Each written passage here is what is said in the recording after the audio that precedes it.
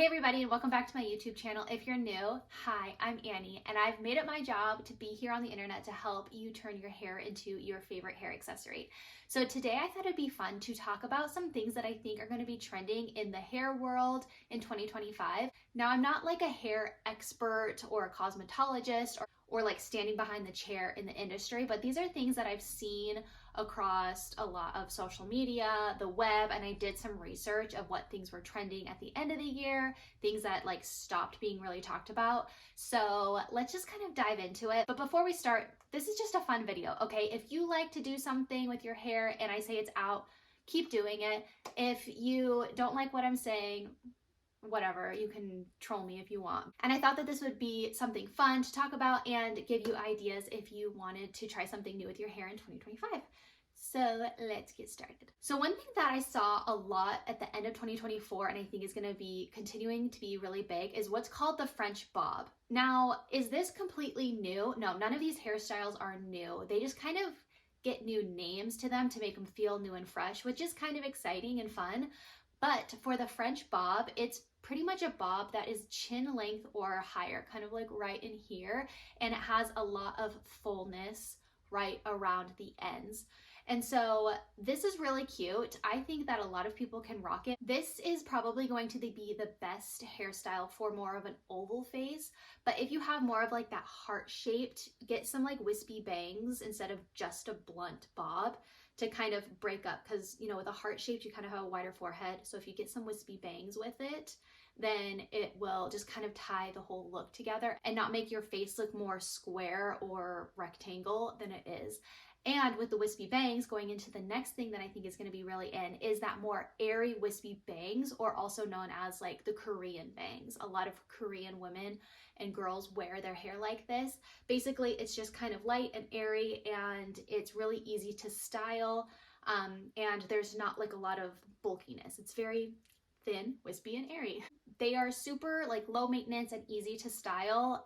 They do kind of require you to style them pretty much every day, just because your forehead gets greasy and they're laying on your forehead. So just like get them wet, use a little roller, blow dry it, and pretty much you're good to go. Pretty low maintenance though overall. Another thing that I think is huge and not going anywhere is embracing your natural hair texture, your curls, your waves, and also heatless curls.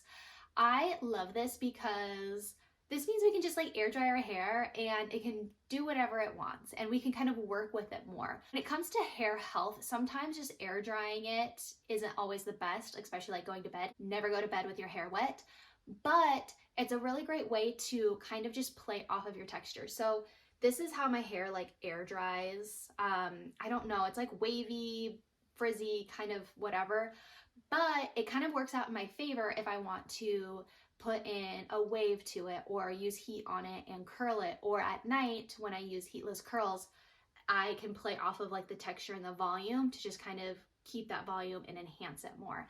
And I think that more people are going to be able to just kind of be more authentic this year. And just be more authentic this year, I think that's going to be something huge that's continuing into 2025. Just being more authentic, yourself, free the bird, I don't know, whatever you want to call it. But I think that that is going to be something really big. Same with heatless curls. I don't think they're going anywhere. I think more different methods are going to come out, which is great, so that people can try out ones that work best for their hair type, how they sleep, all this kind of stuff. So I don't think that's going anywhere. I think textured layers and textured layered haircuts are going to stay, like the shag and the wolf. Once again, shag was in the 70s, wolf is like now what they call the shag. However, the wolf is more of like undone, and it just has like a lot of shorter layers up here.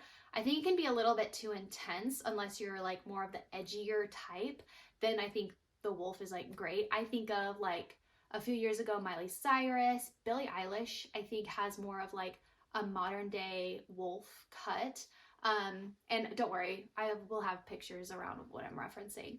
But I think that this can be really fun, especially if you have like thin hair or like really thick hair. You can really like play with this, but also like if you don't have super thick hair and you need to like bulk it out, you could do something called inverted layers, where it still gives like body and movement, but it's not so noticeable if you don't want that. Okay, and I think that collarbone haircuts are going to be super big this year because they're super versatile and they're great for any face shape or hair type because you can just style them however. You can put it up, you can put it down. It's just super versatile. And I think of kind of like the 90s. I don't think the 90s trends are going anywhere. But I think that this is going to just kind of continue into 2025. And it's just so easy, so simple, just collarbone. But sometimes collarbone can be like a little bit of like that awkward stage if you're growing out a bob, kind of like right here. But I think it can work really well because it's great for any face shape and any hair texture. And another bob, I just feel like bobs are super timeless and they work really well with any hair type. And this one is called a curved bob. So just the ends are pretty much curved. It has no bulk on the end as opposed to like the French bob where it's just like so much texture right here. The curved is just kind of goes in and it frames the face really nice, and it's really suitable for a lot of different face shapes. Maybe not so much round. If you have more of a rounded face, maybe get a little bit longer of a bob to kind of bring it more of like an oval shape. But I think that this is going to be something really big in 2025. I also think long blunt hairstyles are going to be a really big thing. I kind of saw it, I think in 2023. And it's just basically long, blunt. It's so easy, minimal maintenance. You don't have to go in and get your layers trimmed or anything like that. I see a lot more Gen Z kind of rocking it with like long hair. But I think that this is just going to continue. And once again, you can use inverted layers if you want more of that movement and body, but you don't want it to really be shown on the outside and like have it like flip out, if you know what I mean. So inverted is just kind of on the inside, there's layers, and not on the outside, so it can't be seen. I think I said that twice, but just to get my point across. For like colors, I mean, just do whatever you want with your colors, but with like the fact of, I think authenticity is gonna continue through 2025. So like the natural hair textures and heatless curl, I think embracing more of a low maintenance color where it's more lived in blondes, and also embracing your grays. Some people are gonna be like, no, never, but I feel like more people nowadays are, they call them like sprinkles. Like your hair has, wait, is it sprinkles? Sparkles. Sparkles of like that gray shimmering light. And just like enhancing it, okay? We're all aging, it's inevitable. And if you have like a pretty gray and it goes well with your hair, why not just grow it out so you don't have to keep bleaching it, dyeing it, all this kind of stuff. But it's up to you. I think that this is going to be a big trend for 2025. And lastly, blowouts. At home blowouts, I think, are going to just keep going and going and going into 2025. If you can master it, awesome. I have not figured out how to do it with my hair, and I don't have the time or the patience. But I think that they look beautiful on those who can really pull it off and have figured it out for themselves.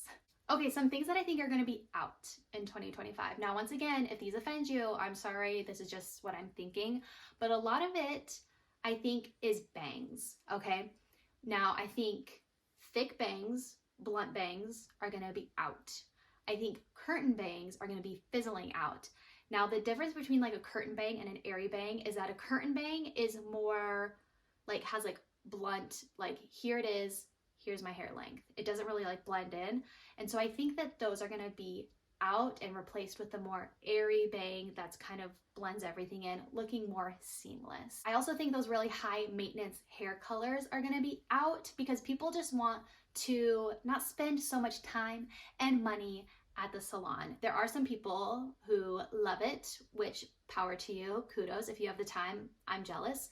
But people just want to be able to live their lives, and also hair health has been huge. And so having a low maintenance hairstyle where you're not constantly bleaching it and having treatments on it, damaging treatments, I think is going to be huge, and just playing into this low maintenance hair colors, which also leads into those thick money pieces like block highlights. Or I don't think that's going to be a thing anymore. I think it's going to be more blended.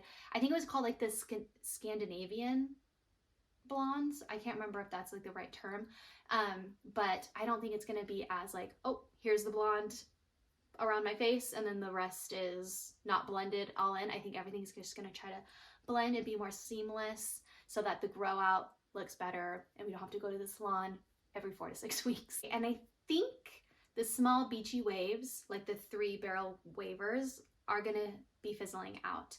I love a good beachy wave, don't get me wrong, but I just think more of like enhancing those natural textures are going to be taking over, and heatless curls are going to be taking over, and we're going to see more of that. Like I said, I think effortless and authentic is going to be the theme for the hair of 2025. Embracing the color, embracing lived-in color, natural textures, natural like movement of your hair and everything like that. And then along with that, just really people focusing on their hair health instead of just bleaching it to oblivion, getting all these chemical treatments on them to smooth out the hair or to perm it, all this kind of stuff. So what do you think is going to be in and out for 2025 when it comes to hair? Do you agree with me? Do you love some of these things that I said that are going to be out? Because like I said, I do love a beach wave, but I even haven't been doing it a lot lately. So I've been doing more heatless curls. So what do you think? Let me know. And I hope you have a great day, and I will talk to you in my next video. Bye.